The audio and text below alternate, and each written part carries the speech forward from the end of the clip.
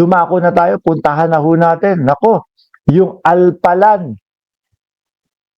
Alpalan, o yan.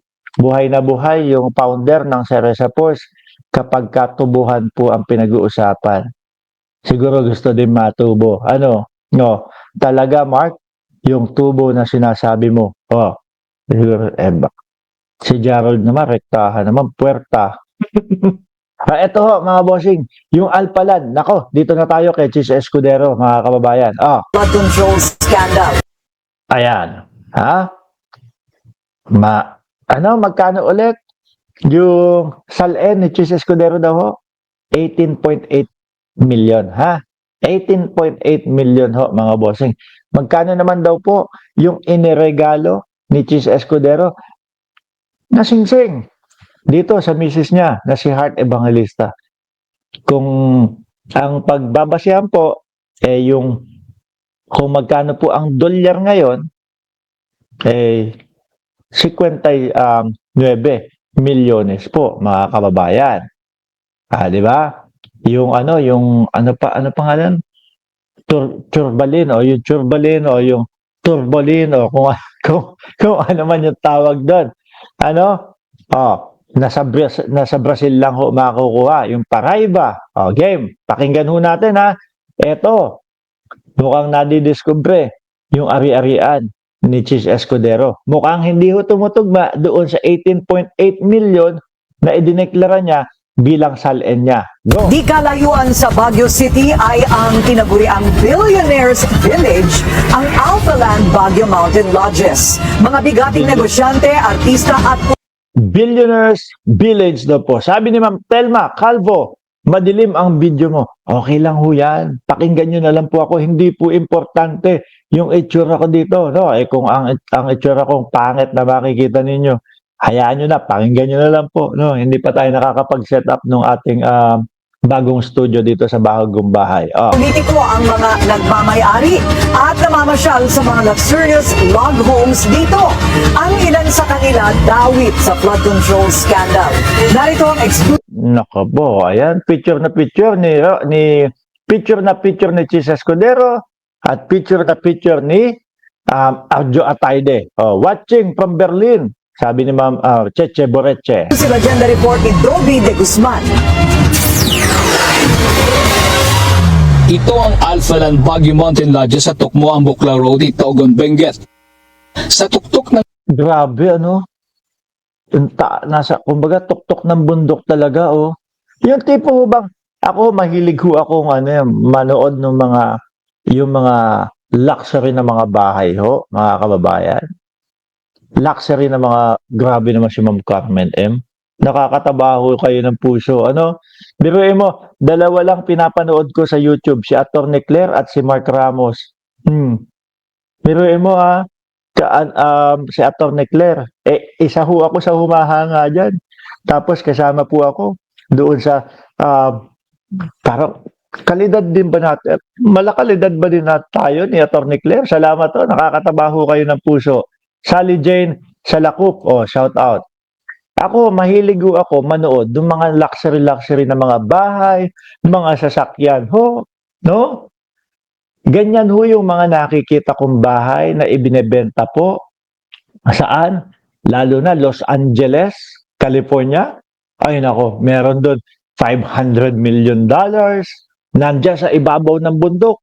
Yung tipo ho bang ipagkakalayo-layo mo ang sarili mo doon sa mga taong nando sa baba para lang magkaroon ka ng privacy. At ang mga nakatira, mga boss chief amo sir, yung mga yung mga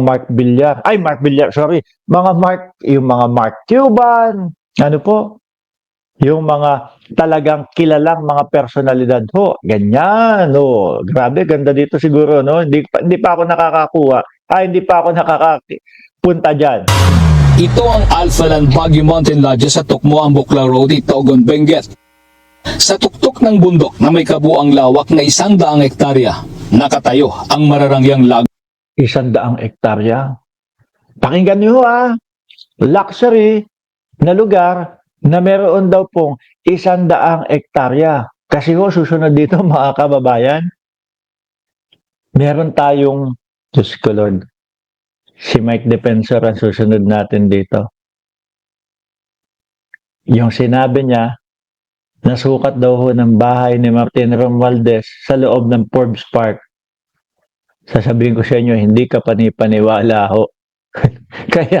kaya, yung tipo bang halata sila na gusto lang nilang sirain, gibain si Martin Romualdez, mga bossing. Biruin nyo, kabuuan, hindi, may sukat na 100 above sea level.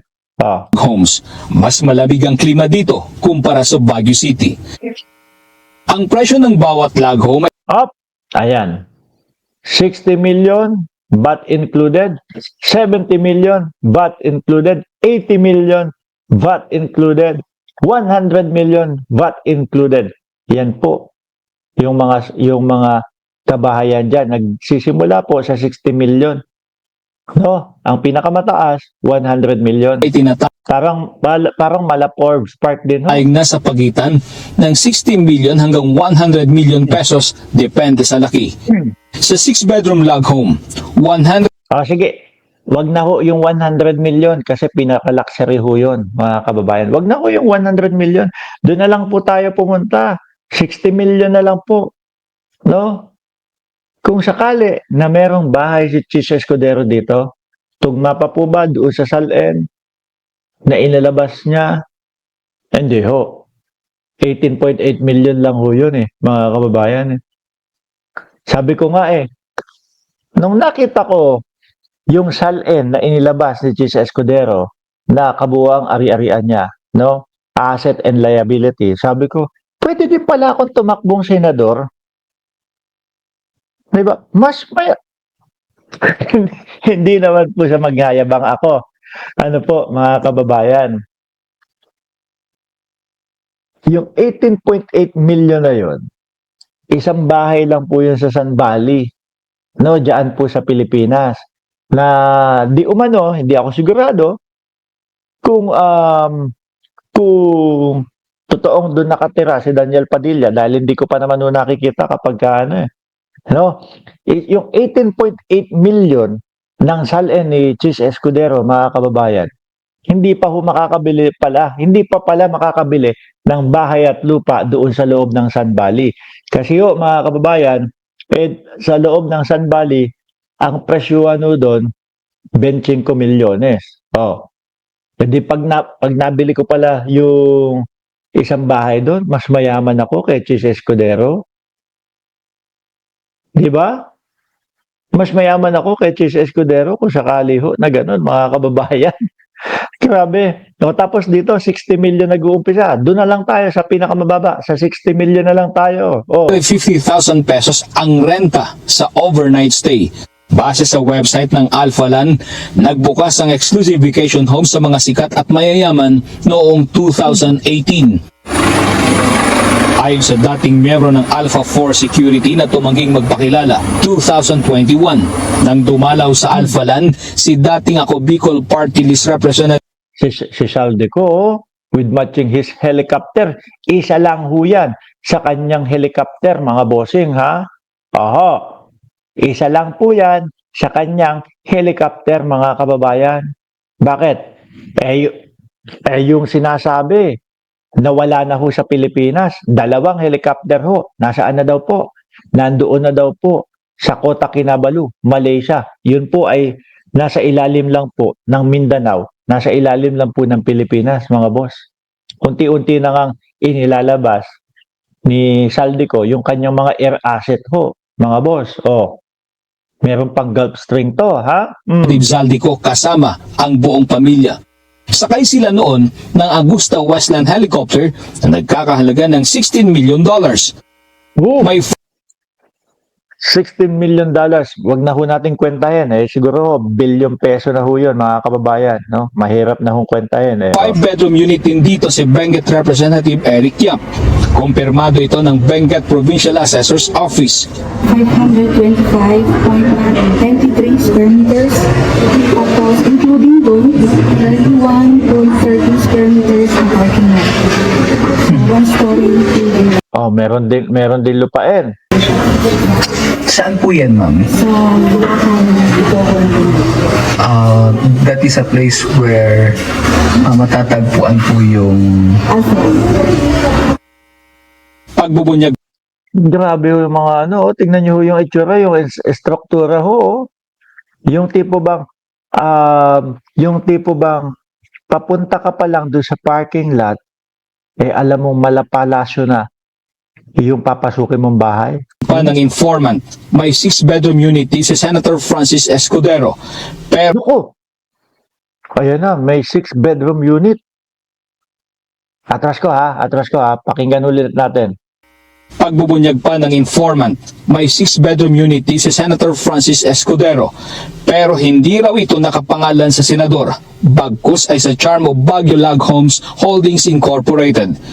Oh, sa iba daw nakapangalan. Di umano, sabi daw nung informant, John J. Jason at Delia Rosario, merong 6-bedroom unit si Chis Escudero doon sa Alphalad, pero hindi daw nakapangalan kay Chis Escudero.